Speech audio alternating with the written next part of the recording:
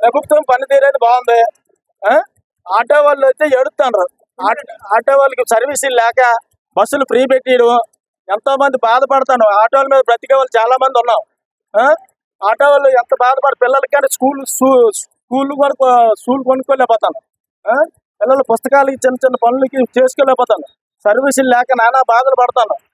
అది ఓనాటో అద్దాటో ఇది ఓనాటేనండి.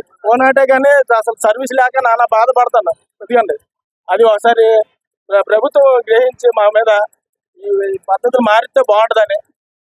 ప్రజెంట్ అయితే మరి ఈ ఆటోలకి చాలా బాధపడుతున్నారు. పిల్లలతో ఉన్న వాళ్ళు అయితే ఇంకా పాపం అనకూడదు, కానీ కష్టపడ చేయాలన్నా కనీసం ఒక 800 చేసుకోకపోతే ఇంకెందుకని మన ఆటో వాళ్ళు వీటికి మన పిల్లలు పెంచుకోవడానికి తెల్లారిపోతుంది రోజులు. అలాంటిది మనం ఎలా బతకాలని చెప్పండి. ఒక విధంగా చెప్పాలంటే ఇంతకుముందు ఎలా ఉంది తెలవదు. ఇంతకు ముందు అయితే కొద్దిగా పర్లేదన్న చూడడానికి. ఇప్పుడు మా ప్రభుత్వం ఇప్పుడు మా ఆటో వాళ్ళకి కొద్దిగా సహకరిస్తారని నేను ప్రదర్శన టీవీ నుంచి మాట్లాడుతాం. ఒక వ్యక్తి గురించి అంటున్నారు.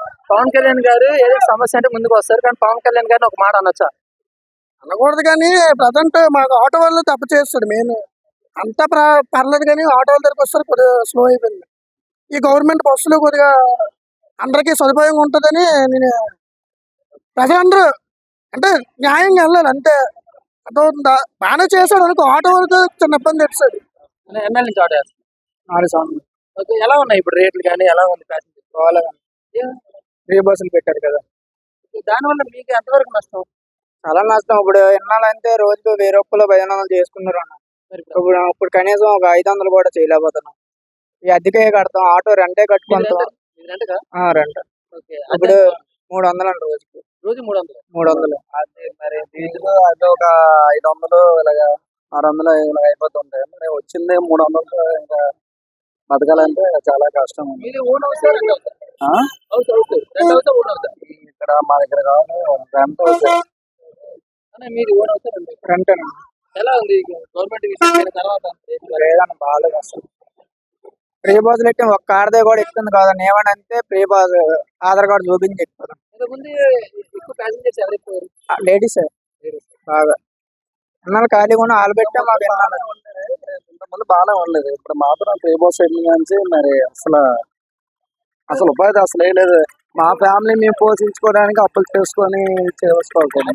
లేకపోవడమేనా లేకపోతే ఇంకేమైనా ఛార్జీలు ఏమి పెట్టారు?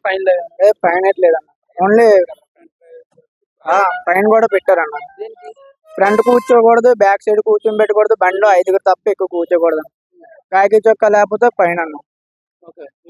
టెలికన్నా ఫోటోలు కూడా వచ్చేస్తున్నాయి. మా టెలికన్ బ్యాక్ సైడ్ నో పార్గా రన్నింగ్ లో కూడా ఒకసారి ఫోటోస్ వచ్చేస్తుంది.